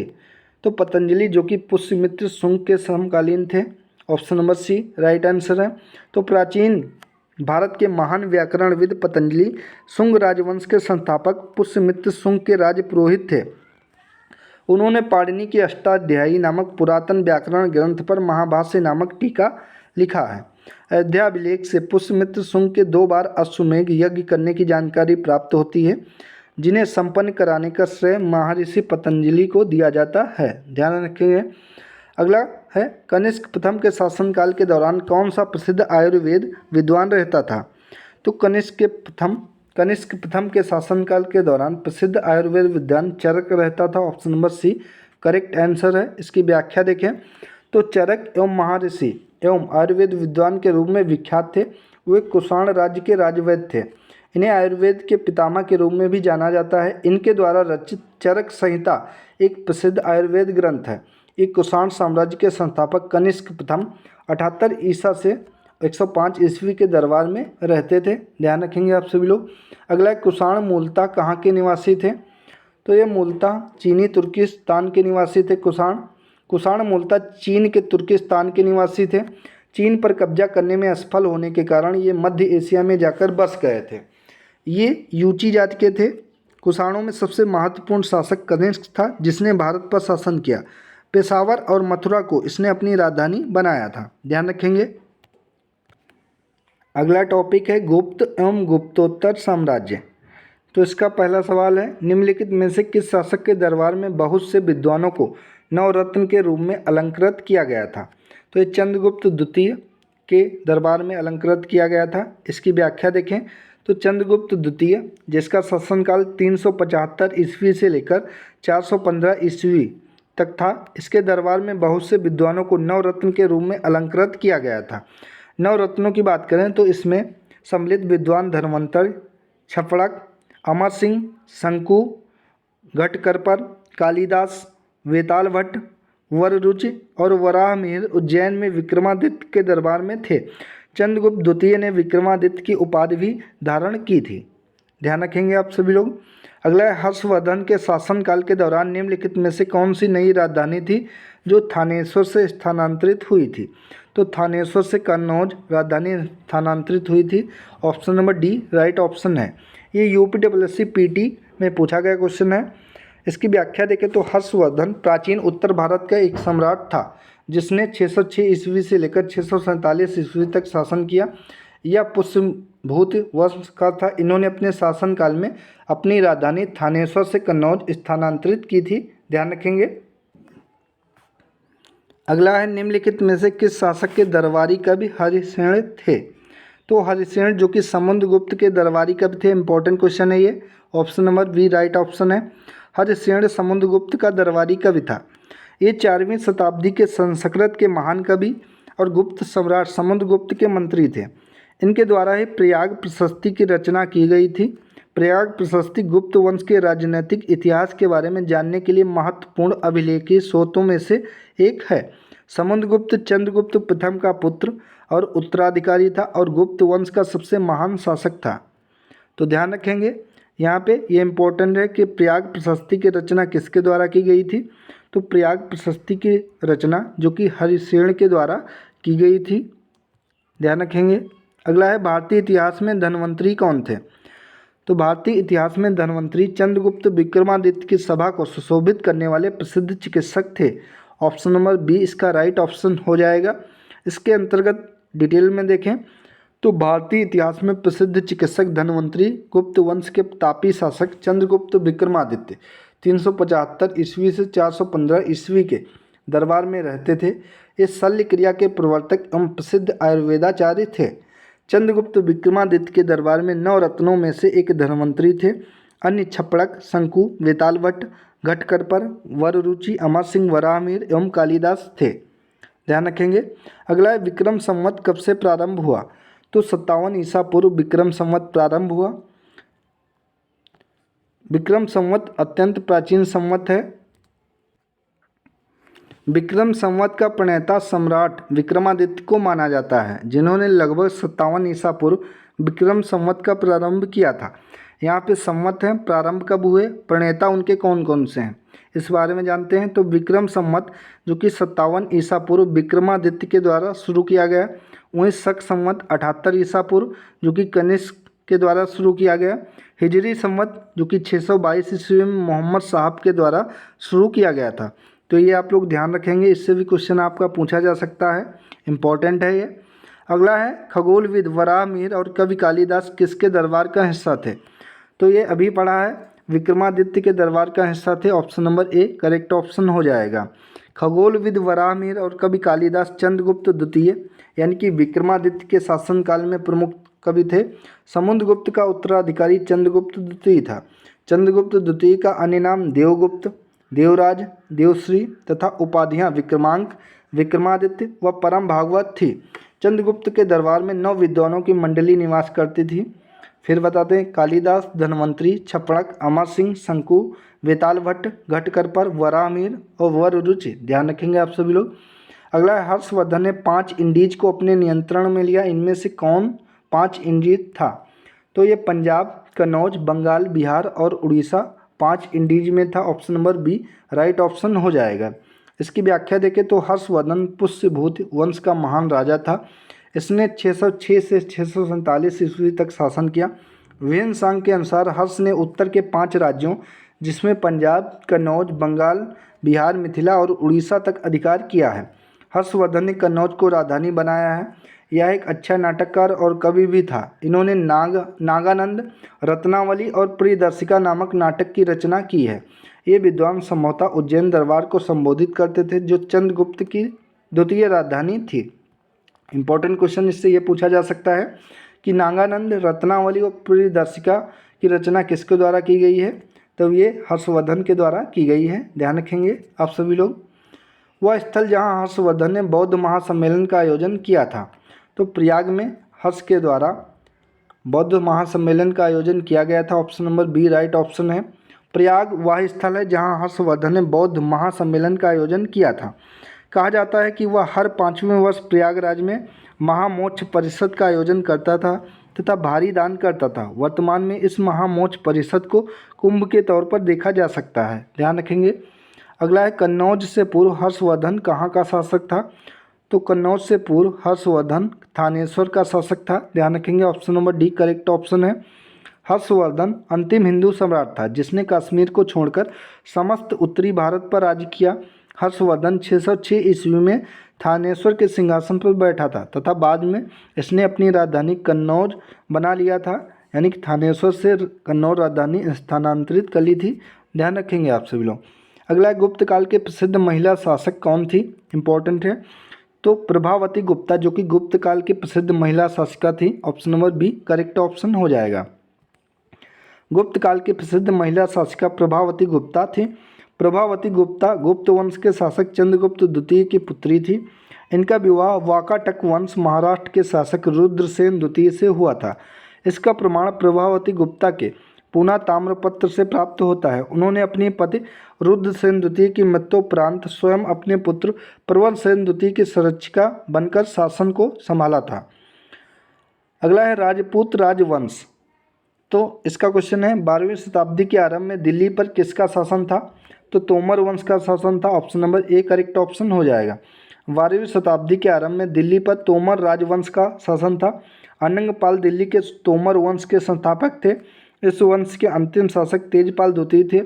तोमर, तंवर या कुंतल उत्तर पश्चिम भारत का एक गोत्र है जो जाट, गुर्जर और राजपूत जातियों में पाया जाता है, ध्यान रखेंगे। अगला है जयचंद के विश्वासघात के कारण पृथ्वीराज चौहान की पराजय हुई। कालांतर में जयचंद कहाँ और कब मारा गया? तो जयचंद की मृत्यु चंदावर के युद्ध में हुई थी जो कि 1194 पृथ्वीराज चौहान और जयचंद के मध्य हुआ था। ऑप्शन नंबर 20 का राइट ऑप्शन हो जाएगा। इसको डिटेल में देखें तो 1194 ईस्वी में मोहम्मद गौरी कन्नौज के शासक जयचंद पर आक्रमण करने के लिए भारत आया। कन्नौज और इटावा के बीच चंदावर नामक स्थान पर गौरी और जयचंद के बीच युद्ध हुआ। जयचंद युद्ध में पराजित हुआ और मारा गया। कन्नौज के राठौर वंश का शासक जयचंद ने तराइन के द्वितीय युद्ध में पृथ्वीराज चौहान का साथ नहीं दिया था क्योंकि उन्होंने उसकी पुत्री का अपहरण कर लिया था। जयचंद की पुत्री का नाम संयोगिता था, ध्यान रखेंगे। अगला है निम्न में से कौन से वंश ने भारत के दक्षिण भाग पर शासन नहीं किया है? तो भारत के दक्षिण भाग पर राजपूत वंश ने शासन नहीं किया है। Option number C correct option हो जाएगा। बाकी चेर, चोल, पांड्या ये दक्षिण भारत के इन्होंने शासन किया दक्षिण भारत पर, बल्कि राजपूत ने दक्षिण भारत पर शासन नहीं किया है। इसकी व्याख्या देखें तो इसके अंतर्गत राजपूत वंश ने भारत के दक्षिण भाग पर शासन नहीं किया है। 7वीं से लेकर 12वीं शताब्दी तक का काल राजपूत काल कहलाता है। इस काल के महत्वपूर्ण राजपूत वंशों में राष्ट्रकूट वंश, चालुक्य वंश, चौहान वंश, चंदेल वंश, परमार वंश एवं गढ़वाल वंश आदि आते हैं। राजपूत वंश ने भारत के उत्तर भाग पर शासन किया, जैसे राजस्थान, दिल्ली, पंजाब, मध्य प्रदेश इत्यादि पर शासन किया था। अगला टॉपिक है पाल वंश। पाल साम्राज्य भारत के किस हिस्से से संबंधित था? तो ये पूर्वी हिस्से से संबंधित था। ऑप्शन नंबर 20 का राइट ऑप्शन हो जाएगा। इसके अंतर्गत पाल साम्राज्य का विस्तार भारत के पूर्वी हिस्से में था। पाल साम्राज्य मध्यकालीन भारत का एक महत्वपूर्ण राजवंश था जो कि 750 ईस्वी से लेकर 1174 ईस्वी तक चला। इस साम्राज्य की स्थापना गोपाल ने की थी। इंपॉर्टेंट क्वेश्चन है, पूछ सकता है। इस वंश की राजधानी मुंगेर थी। पाल वंश का सबसे महान शासक धर्मपाल था। ये भी इंपॉर्टेंट है, आपसे पूछा जा सकता है कि पाल वंश का सबसे महान शासक कौन था या पाल वंश की स्थापना किसके द्वारा की गई? तो पाल वंश की स्थापना गोपाल के द्वारा की गई और इसका सबसे महान शासक जो कि धर्मपाल था, जिसने विक्रमशिला विश्वविद्यालय की स्थापना की थी। ये भी ध्यान रखेंगे। अगर आपसे पूछे कि विक्रमशिला विश्वविद्यालय की स्थापना किसके द्वारा की गई थी, तब धर्मपाल के द्वारा की गई थी, जो कि पाल वंश का सबसे महान शासक था। ध्यान रखेंगे। अगला है पाल वंश का पहला शासक कौन था? तो गोपाल, जो कि पाल वंश का पहला शासक था जिसने पाल वंश की स्थापना की। इसकी व्याख्या देखें तो इसके अंतर्गत पाल वंश का संस्थापक गोपाल था। वह एक योग्य और कुशल शासक था। गोपाल ने 750 से 770 ईस्वी तक शासन किया। उसने ओदंतपुरी अर्थात वर्तमान बिहार शरीफ में एक मठ का निर्माण करवाया था। अगला है दक्षिण भारतीय राजवंश, जिसमें चोल, चालुक्य, पल्लव, संगम शामिल हैं राजवंश। इसके अंतर्गत निम्नलिखित में से कौन सा शिव मंदिर चोल शासकों के संरक्षण में नहीं बनवाया गया था? तो गोडेश्वर मंदिर सिन्नार, जो कि चोल शासकों के संरक्षण में नहीं बनवाया गया था। इसके अंतर्गत व्याख्या देखें तो नटराज मंदिर चिदम्बरम, पलाई वन्नाथर मंदिर तंजावुर और बृहदेश्वर मंदिर गंगैकोंड चोलापुरम को चोल शासकों के संरक्षण में बनवाया गया था, जबकि गोंडेश्वर मंदिर का निर्माण 12वीं शताब्दी में यादव वंशी राजकुमार राजगोविंद ने करवाया था। यह शिव मंदिर महाराष्ट्र राज्य के नासिक जिले के सिन्नार तालुका गांव में स्थित है। ध्यान रखेंगे। अगला है महोदयपुरम के चेर साम्राज्य में बोली जाने वाली संभावित भाषा कौन थी? तो चेर साम्राज्य में बोली जाने वाली संभावित भाषा जो कि मलयालम थी। ऑप्शन नंबर ए इसका राइट ऑप्शन हो जाएगा। इसकी व्याख्या देखें तो महोदयपुरम के चेर साम्राज्य में बोली जाने वाली संभावित भाषा मलयालम थी।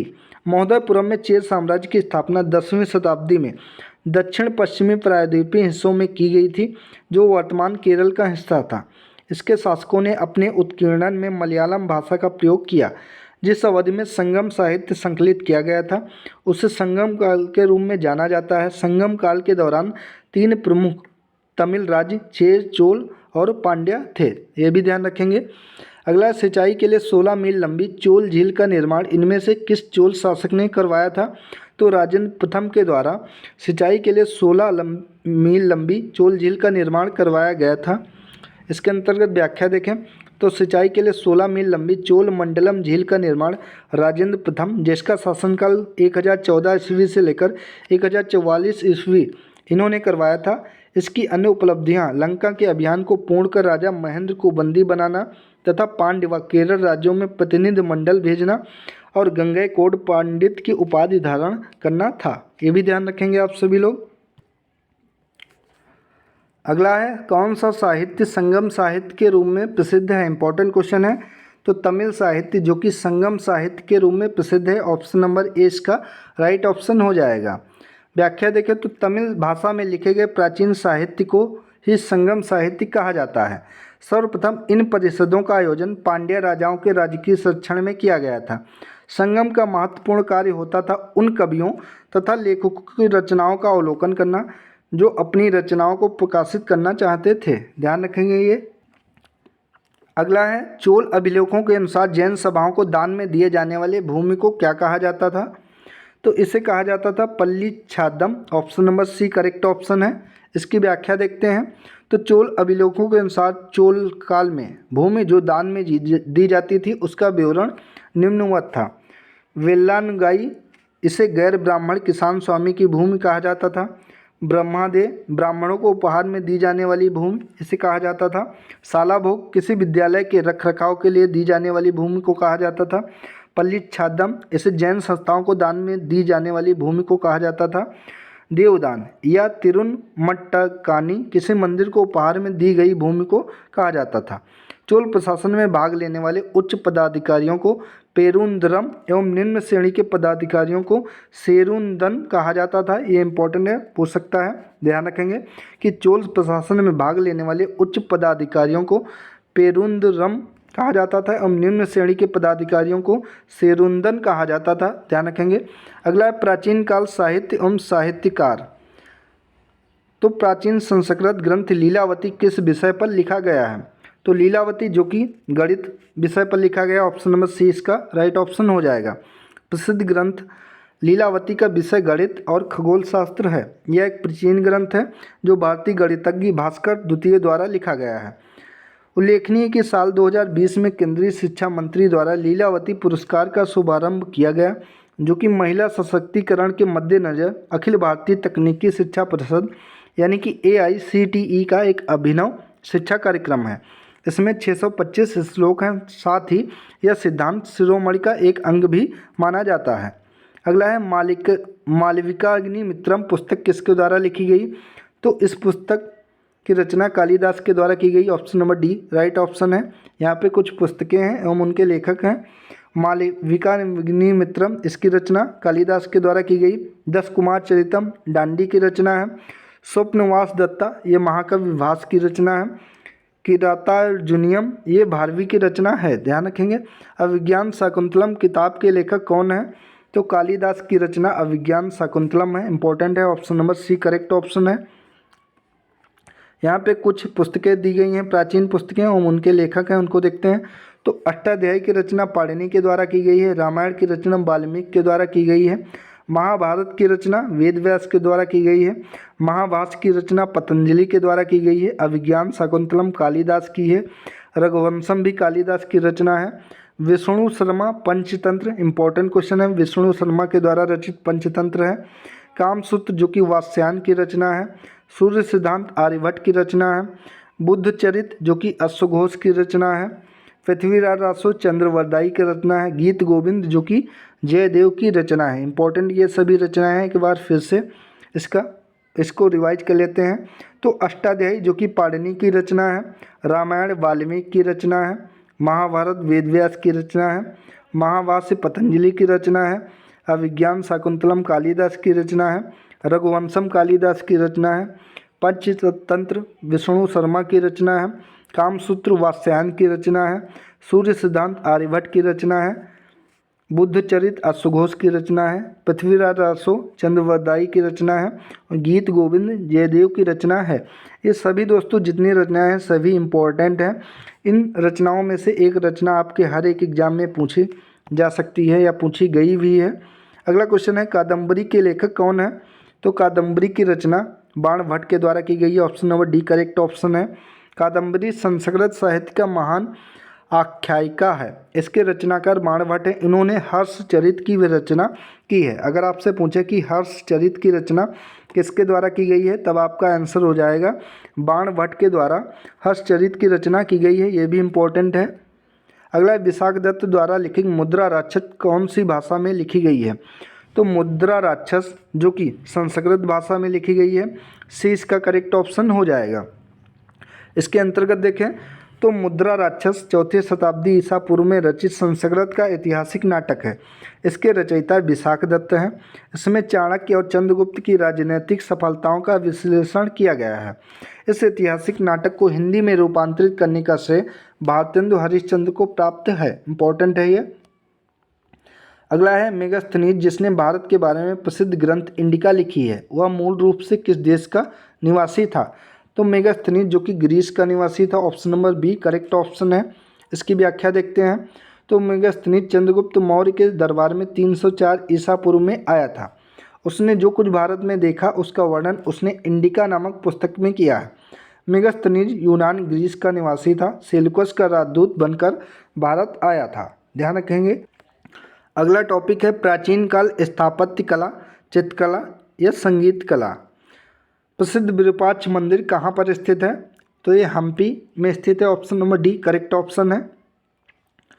विरूपाक्ष मंदिर कर्नाटक राज्य के हम्पी पंडकल में तुंगभद्रा नदी के किनारे पर स्थित है। इसे यूनेस्को की विश्व धरोहर सूची में भी शामिल किया गया है। यह मंदिर भगवान शिव के रूपों में से एक विरूपाक्ष को समर्पित करता है। यह मंदिर विक्रमादित्य द्वितीय की रानी लोका महादेवी द्वारा बनवाया गया था। मंदिर द्रविड़ स्थापत्य शैली में ईंट और चूने से बनाया गया है। अगला है खजुराहो समूह के प्रसिद्ध स्मारक किस राज्य में स्थित हैं? तो ये मध्य प्रदेश राज्य में स्थित हैं। बी करेक्ट ऑप्शन है। इसकी व्याख्या देखें तो खजुराहो समूह के प्रसिद्ध स्मारक मध्य प्रदेश राज्य के छतरपुर जिले में स्थित हैं। खजुराहो के मंदिरों का निर्माण 900 ईसा से 1130 ईस्वी के मध्य चंदेल राजाओं द्वारा करवाया गया था। यहाँ के मंदिरों में कंदरिया महादेव का मंदिर सर्वोत्तम है, ध्यान रखेंगे। अगला है मंदिर एलोरा महाराष्ट्र में स्थित एक प्राचीन हिंदू मंदिर है जो चट्टानों को काटकर बनाए गए सबसे बड़े मंदिरों में से एक है। तो कैलाश मंदिर जो कि एलोरा महाराष्ट्र में स्थित एक प्राचीन हिंदू मंदिर है जो चट्टानों को काटकर बनाए गए सबसे बड़े मंदिरों में से एक है। ऑप्शन नंबर डी इसका राइट ऑप्शन हो जाएगा। इसकी व्याख्या देखें तो कैलाश या कैलाशनाथ मंदिर दुनिया में सबसे बड़ा एकाध मंदिर है जो एलोरा की गुफाओं महाराष्ट्र में स्थित है। इसका निर्माण 8वीं शताब्दी में राष्ट्रकूट राजा कृष्ण प्रथम ने करवाया था। ध्यान रखेंगे। मथुरा कला स्कूल कब अपने शिखर पर पहुंचा? तो ये कुषाण काल में अपने शिखर पर पहुंचा मथुरा कला स्कूल। इसकी व्याख्या देखते हैं। तो मथुरा कला का जन्म कनिष्क के समय हुआ। मथुरा कला स्कूल कुषाण काल में अपने सर्वोच्च शिखर पर पहुंचा। इसमें लाल बलुए पत्थर का प्रयोग हुआ है। इसमें आदर्शवादी कला और सौंदर्य को प्रधानता दी गई है। इसमें मूर्तियों को भारी भरकम कपड़े से ढक दिया जाता था। इस कला में देवताओं की मूर्तियों में आध्यात्मिकता और भौतिकता दोनों दिखाई देती हैं। मथुरा कला में सभी धर्मों के देवी देवताओं की मूर्तियां बनी हैं, जिसमें कृष्ण, विष्णु, बुद्ध, दुर्गा, शिव, गणेश आदि शामिल हैं। किंतु सर्वाधिक मूर्तियां जो हैं वो बनाई गई हैं। यहाँ पे दोस्तों कुछ मिसप्रिंट है। अगला क्वेश्चन है, भारत में नवपाषाण काल गुफा चित्रकारी कहाँ से मिलती है? तो ये भीमबेटका गुफा से मिलती है। Option number D correct option है।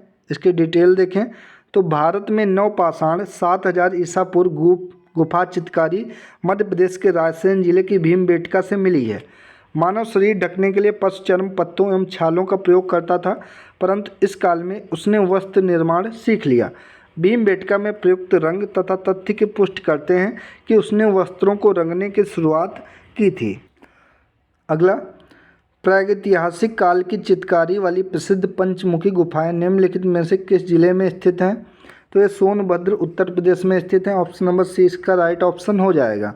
इसके अंतर्गत व्याख्या देखें तो प्रागैतिहासिक काल की चित्रकारी वाली प्रसिद्ध पंचमुखी गुफाएं उत्तर प्रदेश के सोनभद्र जिले में स्थित हैं।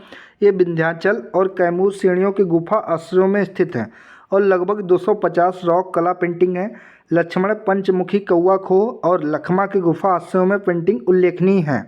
तो दोस्तों ये थी आज की इम्पॉर्टेंट वीडियो, जिसके अंतर्गत प्राचीन भारत से संबंधित जो भी यूपीएससी के द्वारा क्वेश्चन पूछे गए हैं उन सभी क्वेश्चनों को इस वीडियो में संकलित किया गया है, साथ ही में उनकी व्याख्या की गई है। दोस्तों ये वीडियो अगर आप सभी को अच्छी लगी हो तो इस वीडियो को लाइक करें और शेयर करें और चैनल को सब्सक्राइब करें, जिससे कि दोस्तों अलग अलग सब्जेक्ट की अभी एंशिएंट हिस्ट्री कराई गई है, फिर मिडिवल की, उसके बाद मॉडर्न हिस्ट्री की, उसके बाद जियोग्राफी, इकोनॉमिक्स, स्टैटिक, जीके, दोस्तों सबकी एक अलग अलग वीडियो इसी तरीके के लेकर आएंगे, जो कि आपके आने वाले यूपीएससी या फिर किसी अन्य एक दिवसीय एग्जाम के लिए बहुत ही महत्वपूर्ण ये सभी वीडियो होने वाली हैं। तो धन्यवाद दोस्तों।